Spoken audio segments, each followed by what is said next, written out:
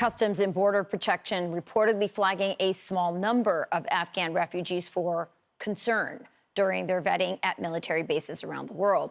Representatives from the Department of Homeland Security, FBI, and the State Department held a phone call Friday to discuss the screening efforts. Let's bring in former Acting Deputy Secretary for the Department of Homeland Security, Ken Cuccinelli. Ken, welcome to the show. So I don't know if you just heard our last segment. Good morning. We had an interpreter trapped, basically, we are fearing for his life.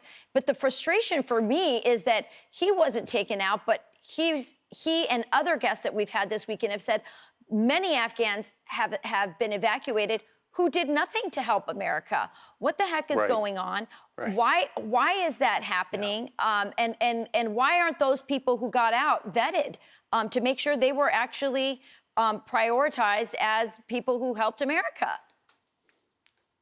Well, there's certainly a lot there. First of all, to the first part of your question, the reason people are coming out who did nothing to help the United States while others are stuck there is because this wasn't an orderly withdrawal. We collapsed our security perimeter before we took the protective steps that should have been taken first. And this was part of a conditional withdrawal that had been previously planned under the last administration that this administration threw out, apparently just because it was President Trump's plan. And so that's the simple answer to why you see this sort of chaotic situation where people who have done nothing for the United States are getting out and actually arriving in the United States, while people who helped the United States are now trapped and being hunted by the Taliban. So, and I would also note for these people coming here, being brought here so quickly, look, the vetting process is hard. It's especially hard in collapsed nations with collapsed governments like this one.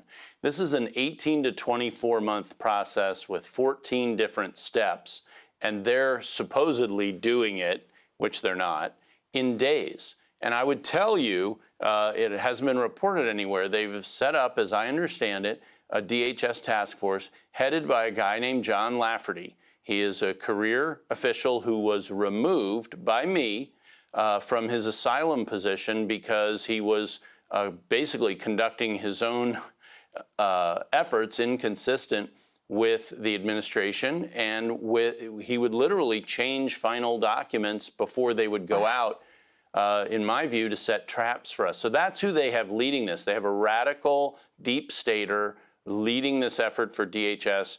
The quality of the vetting has gone through the floor. Yeah, of course. I mean, this is why we had such a that's why we had such a backlog of interpreters. All year, we've been, Pete Hegseth has been trying to shine light on this to expedite it, and the State Department has said it takes time. But all of a sudden, it doesn't take time. And I'm wondering, Ken, and I don't have a lot of time left, why have they not been placed in other countries where we can wait for them to be properly vetted before being brought here? And by the way, probably less culture shock for a lot of them if they're in some Middle East country that's an ally of ours. Well, there you go, thinking logically. I mean, there is a worldwide consensus of how to deal with refugee issues, and it's regionally. And the United States has provided a lot of money all around the world, and we continue to do so, to help resettle people close to their home for all the reasons you just cite, very intelligent reasons, and that's why we do that.